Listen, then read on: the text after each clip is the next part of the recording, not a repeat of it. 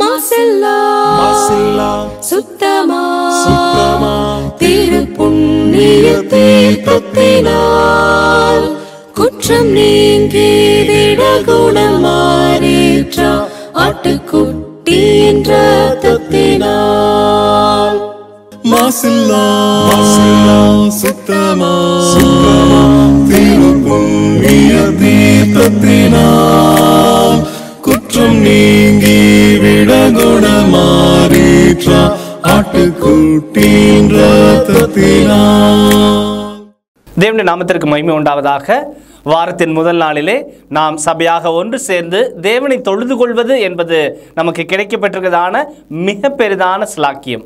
ஆகையினாலே நாம் நன்றி உணர்வோடு மகிழ்ச்சியோடு முழுமனதோடு ஆவியோடு உண்மையாக அவரை நாம் தொழுது கொள்வோம். தூக்கமாக ஒரு பாடலை நாம் தெரிந்து கொள்வோம். சகோதரர்களை அன்போடு அழைக்கின்றோம். கற்பாறை போன்ற கடல் மேல் நடப்பது லேசான காரியம். கற்பாறை போன்ற கடல் மேல் நடப்பது லேசான காரியம். கற்சாடி நீரையும் கனிரசமாக்குதல் லேசான காரியம். கற்சாடி நீரையும் கனிரசமாக்குதல் லேசான காரியம். உமக்கது லேசான காரியம், லேசான காரியம், எதுவும் லேசான காரியம். பலன் உள்ளவன் பலன் அற்றவன், பலன் உள்ளவன் பலன் இல்லாதவன், யாராயிருந்தாலும் உதவிகள் செய்வது லேசான காரியம். உமக்கது லேசான காரியம். முதலாவது துதி ஜெபத்தை ஏறெடுக்கும்படியாக சகோதரர் ஒருவரை அன்போடு அழைக்கின்றோம். பரலோகத்தில் வாசமாக இருக்கிற எங்கள் நல்ல பிதாவே, இக்காலத்தில் எங்களை அற்புதமாக வழிநடத்தி கொண்டு வருகிறவரே, உம் கிருபையாலும் உம் இரக்கத்தாலும் நாங்கள் வாழ்கிறோம். எங்களால் ஆகுமென்று யோசிக்கும் தகுதி கூட இல்லாதவர்கள், எங்களுடைய தகுதியெல்லாம் உமது குமாரனும் எங்கள் ஆண்டவருமாகிய இயேசுவில் இருக்கிறது. இந்த நாளிலே அவர் மூலமாய் அவர் இரத்தத்தால் கழுவப்பட்டவர்களாய் பலவீனராகிய நாங்கள் ஆவியின் பலத்தால் உம் சமூகத்திலே வந்து உம்மை தொழுது கொள்ள காத்திருக்கிறோம்.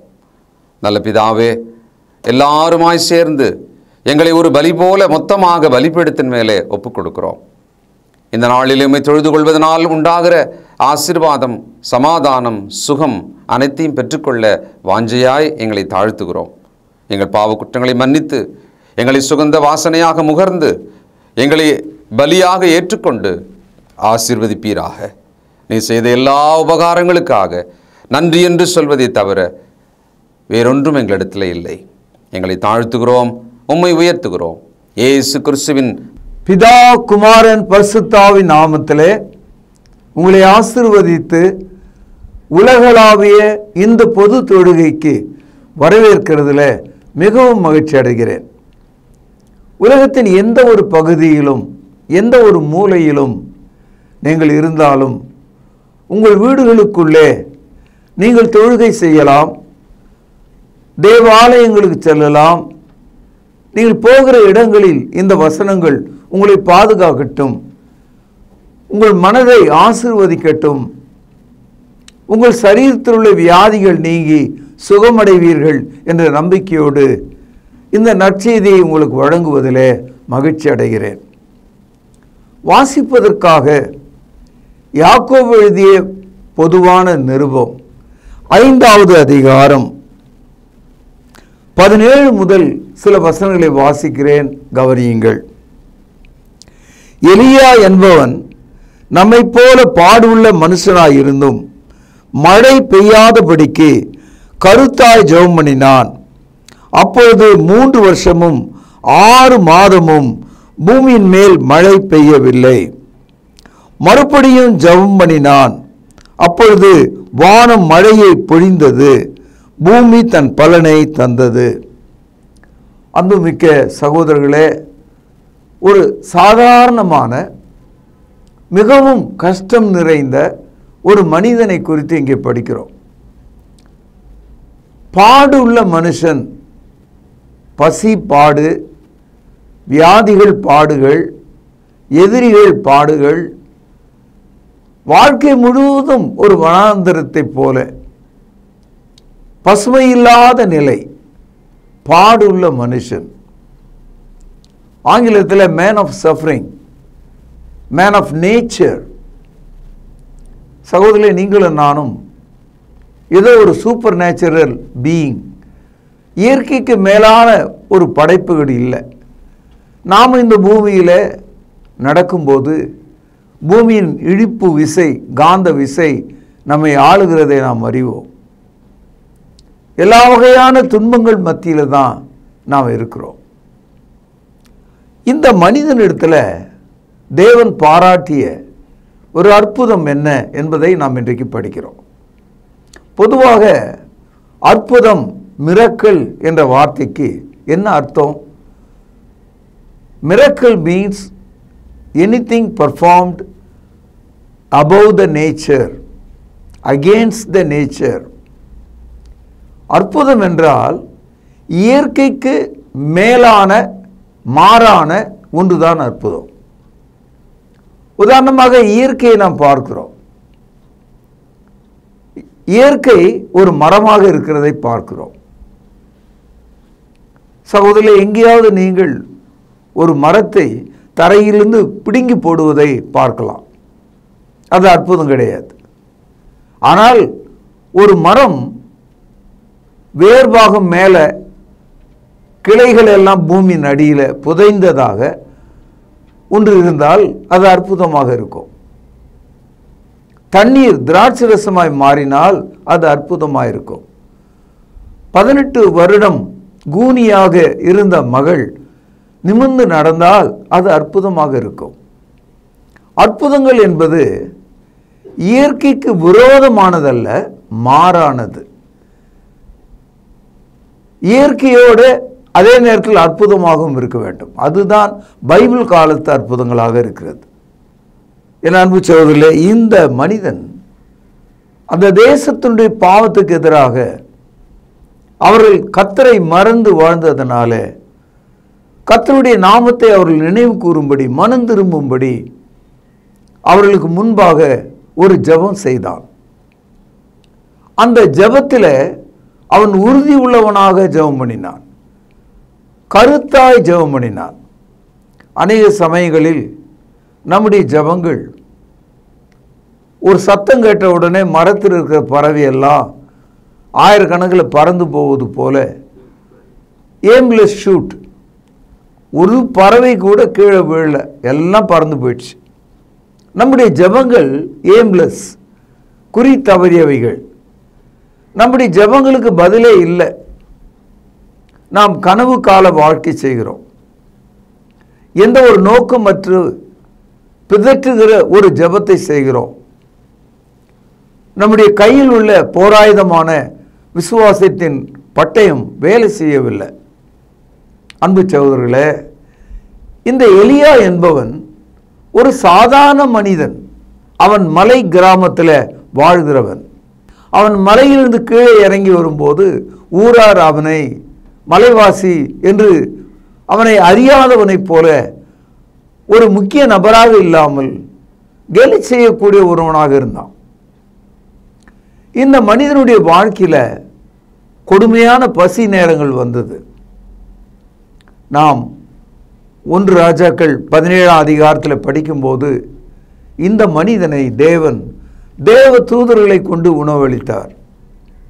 இதே மனிதனை தேவன் காகங்களை கொண்டு போஷித்தார். இதே மனிதனை தேவன் சாரிபாத் விதவை ஒருவள் மூலமாய் பஞ்ச காலத்திலே போஷித்தாள்.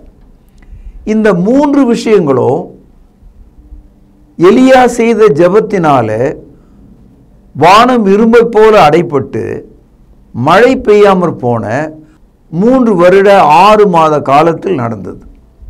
இந்த வசனத்தில் மழை பெய்யவில்லை என்று மட்டும் சொல்லல, எத்தனை நாள் பெய்யவில்லை? 3 வருஷம் 6 மாதம், ஏறக்குறைய 1000 நாளுக்கு மேலே மழை பெய்யவில்லை. இன்றைக்கும் நம்முடைய நாட்டில் 3 வருஷம் மழை இல்லைன்னு சொன்னால் இந்த 140 கோடி ஜனங்கள் உள்ள இந்த தேசத்தில் நமக்கு சாப்பாடு உண்டாயிருக்குமா? உணவு கிடைக்குமா? 2 நாள் தக்காளி 100 ரூபாய் என்று சொன்னாலே வீட்டிலே சமையல் இல்லை. ஏறக்குறைய 3 ஆண்டுகள் மழை இல்லை என்று சொன்னால் நீங்கள் எதை உண்பீர்கள்? எண்ணி பாருங்க. என் அன்பு சகோதரர்களே, இந்த மனிதன் அந்த ஜனங்கள் மனம் திரும்பிய பிறகு மீண்டும் அவன் கருத்தாய் ஜெபம் பண்ணினான். He prayed again. அப்பொழுது வானம் மழையை தந்தது. நீண்ட நாளாய் காய்ந்திருந்த பூமி, ஒரு புல்லும் முளைக்காமற் போன இந்த பூமி மீண்டும் அதற்குள் கசிவு ஏற்பட்டு பசைத்தன்மை உண்டாகி புல்லும் பூண்டும் உருவாகி மனிதர்கள் உழுது விதைகளை நாட்டி அவர்கள் அறுவடைகளை செய்தார்கள். என் அன்பு சகோதரர்களே, மழைக்கு முன் மழைக்கு பின் என்று நீங்கள் எண்ணி பார்க்கணும். மழைக்கு முன் மழைக்கு பின், before the rain, after the rain. என் அன்பு சகோதரனுடைய வாழ்க்கையில் இந்த நாள் ஒரு திருப்பு முனையாக மாறணும். இன்றைக்கு முன்னால் இருந்ததெல்லாம் ஒரு காலம், இன்னைக்கு பின்னால் வரப்போகிறதெல்லாம் இன்னொரு காலம். மழைக்கு முன் மழைக்கு பின் கர்த்தர் உன்னை ஆசீர்வதிப்பார். இந்த மனிதன் கருத்தாய் ஜெபம் பண்ணின போது மழை பொழிந்தது, பூமி விளைந்தது என்று நாம் படிக்கிறோம். இந்த நாளில் நீங்கள் கருத்தாக ஜெபம் பண்ணும்படி உங்களை தாழ்த்துங்கள். இந்த இடத்துல கருத்தாக ஜெபம் பண்ணும்போது யாருடைய பெயரால் அந்த ஜெபத்தை நீங்கள் கேட்கிறீர்கள்? எந்த அதிகாரத்தில் அதை கேட்கிறீர்கள்? யார் மூலமாக கேட்கிறீர்கள் என்பதை நீங்கள் கவனிக்க வேண்டும். கொலோசியருக்கு எழுதிய நிருபம் 3வது அதிகாரம் 16-17 வசனங்கள். கிறிஸ்துவின் வசனம் உங்களுக்குள்ளே சகல ஞானத்தோடும் பரிபூர்ணமாக வாசமாயிருப்பதாக, சங்கீதங்களினாலும் கீர்த்தனைகளினாலும் ஞான பாட்டுகளினாலும் ஒருவருக்கொருவர் போதித்து புத்தி சொல்லிக் கொண்டு உங்கள் இருதயத்தில் கர்த்தரை பக்தியுடன் பாடி கவனியுங்கள். வார்த்தையினாலாவது கிரியினாலாவது கவனியுங்கள். நீங்கள் எதை செய்தாலும் அதையெல்லாம் நன்றாக கவனியுங்கள். கர்த்தராகிய இயேசுவின் நாமத்திலே செய்து இன்னும் நன்றாக கவனியுங்கள். அவர் முன்னிலையாக பிதாவாகிய தேவனை ஸ்தோத்திரியுங்கள். கருத்தாக ஜெபம் பண்ணுவது என்றால் என்ன? கருத்தாக ஜெபம் பண்ணுவது என்றால் மலையை பார்த்து அது என் மேலே விழட்டும் அல்லது அகன்று போட்டும், சமுத்திரத்தை பார்த்து அது வற்றி போகட்டும், நதியை பார்த்து வேறு திசையில் அது ஓடட்டும், அக்னியை பார்த்து அது அணைந்து விடட்டும், இப்படியெல்லாம் மனிதர்கள் சொல்வதற்கு விருப்பம் உள்ளவர்களாக இருக்காங்க. ஒரு பெண்ணை பார்த்து இவள் மனைவியாக வரட்டும், ஒரு வீட்டை பார்த்து இது எனக்கே உண்டாகட்டும், இப்படி தான் மனிதர்கள் ஆர்வம் உள்ளவர்களாக இருக்காங்க. நீங்கள் ஆசைப்படுவது ஜெபம் அல்ல. What you desire, it is not a prayer.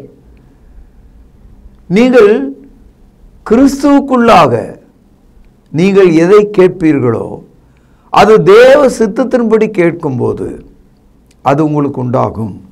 Mark எழுதிய சுவிசேஷம் 11வது அதிகாரம் 24வது வசனம்.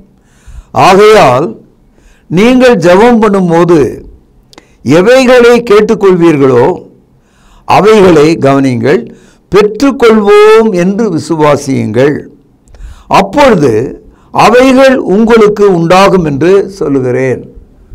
What you pray you receive. Believe what you receive. விசுவாசியுங்கள், பெற்றுக்கொள்ளுங்கள். ஆனால் விசுவாசித்து பெற்றுக்கொள்ளக்கூடிய காரியத்தில் உங்கள் மனதில் உள்ள எண்ணங்களும் யோசனைகளும் பாடல்களும் கவிதைகளும் பயன் தராது. கிறிஸ்துவின் வசனம் உங்களுக்குள்ள சகல ஞானத்தோடும் பரிபூரணமாக வாசமாயிருப்பதாக.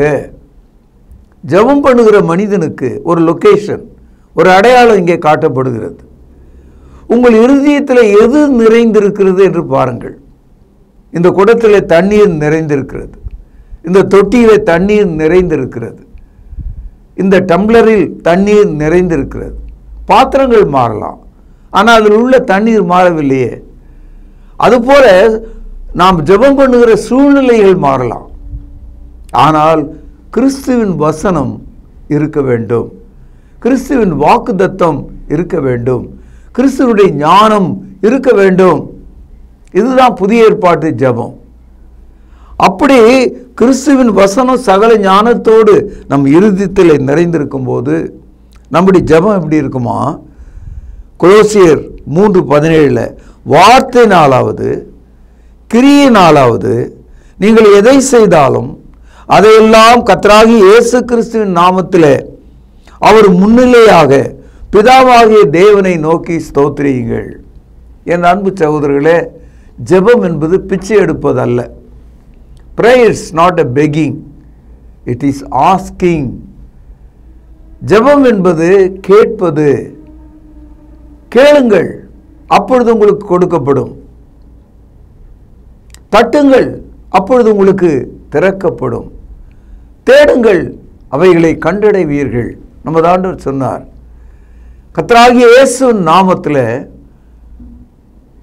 எலியா ஜெபம் பண்ணிய போது 3 வருஷம் 6 மாதம் மழை பெய்யவில்லை. இந்த முழு வேதாகமத்தில் த லாங்கஸ்ட் மிரக்கல், மிக நீண்ட கால அற்புதம்னு ஒன்று இருந்தால் அதுதான் இது. 3 வருஷம் 6 மாதம் ஓப்பன் சாய்ஸாக வானத்துக்கு பூமிக்கு நடுவில் மனிதர்கள் அதை அனுபவித்தாங்க. இதுதான் அற்புதம். இப்படிப்பட்ட அற்புதம் உன்னுடைய வாழ்க்கையில் நடக்க வேண்டும், அல்லது அப்படி வேத வசனமாய் நடந்திருக்கிறது என்று நீங்கள் விசுவாசிக்க வேண்டும். இன்னைக்கு நான் வெளியே போய் நின்று இந்த மழை நிற்கட்டும் என்று நான் ஜெபம் பண்ணுவதில்லை. மாறாக, ஆண்டவரே, இதோ அடியான் வெளியே செல்ல வேண்டும், இந்த மழையினால் நான் நோய் கொள்ளாதபடிக்கு அது தூரமாய் போய் பெய்யட்டும், எனக்கு ஒரு இடைவெளியை தாரும், திருமணம் நடக்கணும், மக்கள் வரணும், சபை கூடணும், மக்கள் வரணும், இதோ இந்த மனிதன் மருத்துவமனையிலிருந்து உயிரோடு எழுந்திருக்கணும், மழையினால் இடைஞ்சல் கூடாது என்று தான் ஜெபிக்க முடியுமே தவிர மழையை நிறுத்தும் என்று என்னால் கட்டளையிட முடியாது. We need to coordinate with God's will. தேவனுடைய சித்தத்தோடு நாம் சேர்ந்து செயல்பட வேண்டும். ஆனால் இந்த அற்புதம் தேவனுக்கும் மனிதனுக்கு இடையில் ஏறக்குறைய 1000 நாளுக்கு மேலாக 3 வருஷமும் 6 மாசமும் மழை இல்லை. இந்த மழை இல்லாமல் போவதற்கு ஒரு மனிதனுடைய ஜெபத்தை கர்த்தர் கேட்டார். அந்த ஜெபத்தில் அந்த மனிதன் மிக உறுதியாக இருந்தார். அவன் கருத்தாய் ஜெபம் பண்ணினான். அப்படியானால் அவனுடைய இருதயத்தில் என்ன இருந்தது? தேவன் இருந்தார், அவருடைய வார்த்தைகள் இருந்தது, அவருடைய வாக்குத்தத்தங்கள் இருந்தது. எலியாவினுடைய இருதயத்தில் தேவன் இந்த வானத்தை பூமியும் தமது வார்த்தையினால் உண்டாக்கினார் என்பதை அவன் உணர்ந்திருந்தான். நோவா காலத்து வெள்ளத்தை அவன் அறிந்திருந்தான். ஈசாக்கு பிறப்பதற்கு முன்பாக ஆபிரகாமும் சாராளும் தங்களுடைய நிலைமை உணர்ந்தார்கள். ஆபிரகாம் வயது முதிர்ந்ததை அறிந்திருந்தான். சாராள் அவளுடைய கர்ப்பம் செத்து போனதை அறிந்திருந்தாள். ஆனால் அதை வெளியே பேசாமல் வாக்குத்தத்தம் பண்ணின தேவன் உண்மை உள்ளவர் என்று அறிந்து அவன் மனச்சோர்வு அடையாமல், அவன் நம்பிக்கை இழக்காமல் கர்த்தரிடத்தில் விசுவாசம் உள்ளவனாயிருந்தான். அவன் தன்னுடைய மனதில் இப்பொழுது அப்பொழுது என்ற மாற்றங்களை உடையவனாக இல்லை. Abraham was not wavering in his faith. He was constant and he stood before God and his promises. தேவனுடைய வாக்குத்தத்தம் நிறைவேறும் என்று நம்பியிருந்தான். 25 வருடங்கள். என் அன்பு தாயே, தகப்பனே, வாலிபனே, வாழ்க்கையில் உங்களுடைய ஜெபங்கள் நடைபெறாமல் பதில் இல்லாமல் இருந்தால் இன்றைக்கு பதில் உண்டாகும். உன் ஜெபத்தை கேட்கும்படி தேவன் விரும்புகிறார். உன் முழங்காலை அவர் பாராட்டுகிறார். உன் மனத்தாழ்மையை அவர் ஏற்றுக்கொள்கிறார். உன் 2 கரங்களை விரித்து தகப்பனே என் பாவங்களை மன்னித்தருளும் என்று கேட்கும் உன்னுடைய ஜெபத்தின் ஒலியை அவர் கேட்க விரும்புகிறார். நீ உன் இருதயத்தை திறந்து பாவியாகி என்னை மன்னித்தருளும் என்று வேண்டி உன் ஜெபத்தை செய்தால், அது கிறிஸ்துவின் வசனமாக இருந்தால், அது சகல ஞானத்தோடும் பரிபூர்ணமாய் இருந்தால் உங்கள் ஜெபங்கள் சித்திக்கும். நீங்கள் கேட்டுக்கொள்ளுவது எதுவோ அதை பெற்றுக்கொள்வீர்கள். இந்த நாளிலே வியாதியஸ்தர்கள் சுகமாவார்கள். இளைஞர்கள் நன்றாக படிப்பார்கள். கட்டாமல் விட்ட வீடுகள் முடிவு பெறும், நிறைவு பெறும். நின்ற திருமணங்கள் நடக்கும். பிள்ளை இல்லாதவர்களுக்கு பிள்ளை உண்டாகும். வேலை இல்லாதவர்களுக்கு பணி கிடைக்கும். எல்லா வாழ்க்கையும் உங்களுக்கு சீராகும். மழை மட்டும் பெய்தால் காய்ந்து போன இந்த இரும்பை போன்ற பூமி, கல்லை போல மாறிவிட்ட இந்த மண், மழை பெய்தவுடனே அது இளகி, அது உருகி, அது ஆழமாக ஈரப்படும் போது பூமியிலே ஒளிந்து மறைந்து செத்திருந்ததாக நினைத்த புல்கள் வெளியே வரும், மரங்கள் வெளியே வரும், பூச்செடிகள் வெளியே வரும், விதைகள் நாட்டப்பட்டால் முளைக்கும், பயிர் உண்டாகும், மனிதனுக்கு ஆகாரம் உண்டாகும்.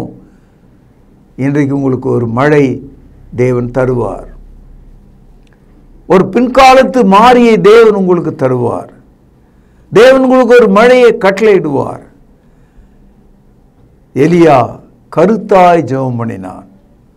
அவனுடைய ஜெபத்தை கர்த்தர் ஆதரித்தார். 1000 நாட்கள் இல்லாத மழையை மீண்டும் கொண்டு வந்தார். மக்கள் மழை ஓசையை கேட்டார்கள். காற்று வீசுவதை கவனித்தார்கள். மின்னல் அடிப்பதை பார்த்தார்கள். இடி ஓசையை கேட்டார்கள். மழை பொழிந்தது.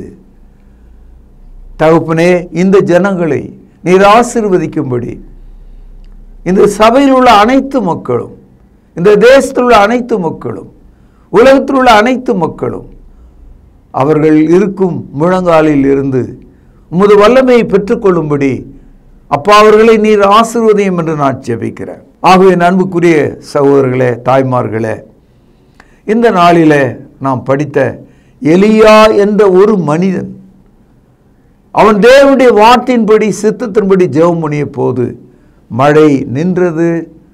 மீண்டும் அவன் ஜெபித்த போது மழை வந்தது. இந்த மனிதன் செத்த பிறகும் அற்புதங்களை செய்யக்கூடியவனாக இருந்தான். இந்த மனிதன் நாம் பழைய ஏற்பாட்டில் படிக்கும்போது 5 பெரிய அற்புதங்களை செய்திருக்கிறார். அந்த 5 அற்புதங்களுமே இயற்கைக்கு மேலாக தான் இருக்கு. அதுபோல் உங்களுடைய வாழ்க்கையில் ஒரே ஒரு அற்புதம் மட்டுமல்ல, இன்னும் ஏராளமான அற்புதங்களை தேவன் உங்களுக்குள்ளே செய்யும்படியாக நான் ஜெபிக்கிறேன். கர்த்தர் உங்களை ஆசீர்வதிப்பார். பிரகாசமான விசுவாச கண்களும், ஜெபத்தை உதிர்க்கும் நல்ல உதடுகளும், அதை தாங்கி நிற்கும் முழங்கால்களும் உங்களுக்கு உண்டாகும்படி உங்களை ஆசீர்வதித்து இந்த நற்செய்தியை நான் இங்கே நிறைவு செய்கிறேன். பிரார்த்தனை செய்வோம். பரலோகத்திலே வாசமாக இருக்கிற தகப்பனே, இதோ மனுஷர்களாகிய நாங்கள் கிறிஸ்துவின் வசனத்தினால் எங்கள் இருதயம் நிரம்பி சகல ஞானத்தோடு ஸ்தோத்திர ஜெபங்களை ஏறெடுக்கும் போது நீர் செவி கொடுக்கிறீர் என்ற ரகசியத்தை இன்று கற்றுக்கொண்டோம். உலகெங்கிலும் உள்ள உமது ஜனங்களுக்கு சுகத்தை தாரும், பலத்தை தாரும். அவர்கள் இழந்ததை மீட்டு கொள்ளட்டும், புதியதை அவர்கள் வாங்கி கொள்ளட்டும். அவருடைய கையின் தொழிலை ஆசீர்வதியும். உமது ஜனத்துக்கு சமாதானத்தை தாரும். ஆண்டவர் இயேசுவின் நாமத்தில் ஜெபம் கேளும் ஜீவனுள்ள எங்கள் நல்ல பிதாவே, ஆமென். நம்முடைய கர்த்தராகிய இயேசு கிறிஸ்துவினுடைய கிருபையும் பிதாவின் அன்பும் பரிசுத்த ஆவியானவரின் ஆசீர்வாதமும் வழி நடத்துதலும் நம் அனைவரோடும் சதா காலங்களிலும் நிலைத்திருப்பதாக. ஆமென். கிறிஸ்து இயேசு தம்முடைய சரீரத்தை நமக்காக கிழிக்கு கொடுத்து தன்னுடைய இரத்தத்தை சிந்தினார். அவருடைய பந்தியை நினைவு கூறத்தக்கதாக நாம் ஆயத்தமாவோம். வழிநடத்தும்படியாக சகோதரர்களை அன்போடு அழைக்கின்றோம். கர்த்தருடைய பந்தியிலே பங்கு கொள்ளும்படி நம்மை நாமே ஆயத்தப்படுத்துவோம். ஆண்டவராகிய இயேசு கிறிஸ்து காட்டி கொடுக்கப்பட்ட அன்று ராத்திரியிலே அப்பத்தை எடுத்து ஆசீர்வதித்து, இதை பிட்டு நீங்கள் வாங்கி புசியுங்கள், இது உங்களுக்காக பிற்கப்படுகிற என்னுடைய சரீரமாய் இருக்கிறது என்று சொல்லியிருக்கிறார்.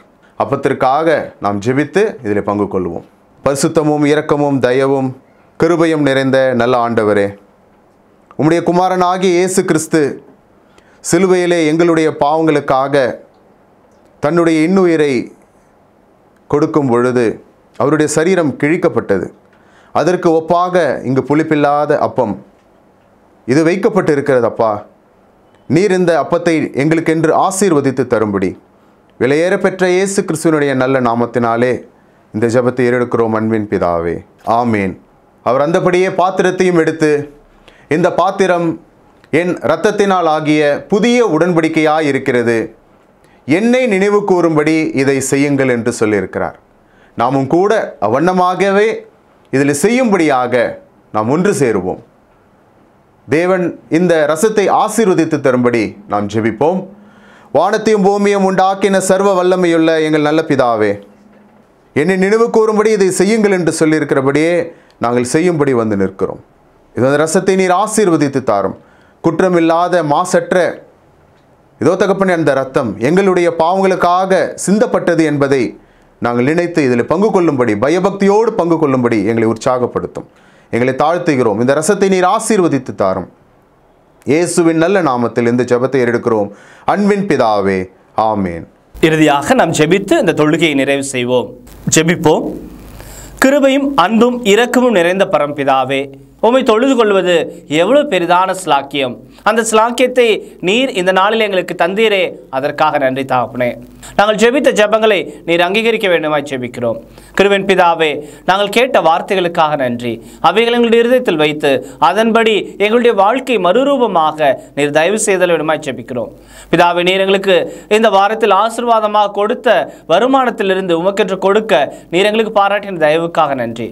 இப்படியாக நாங்கள் கிறிஸ்துவனுடைய மரணத்தை நினைவு கூற நீர் தயவு பாராட்டினீர். எங்களுக்காக கிறிஸ்து தன்னுடைய சரீரத்தை கிழித்து இரத்தத்தை சிந்தினார். அதை நாங்கள் புசிக்கவும் பானம் பண்ணவும் நீர் தயவு பாராட்டினீர்.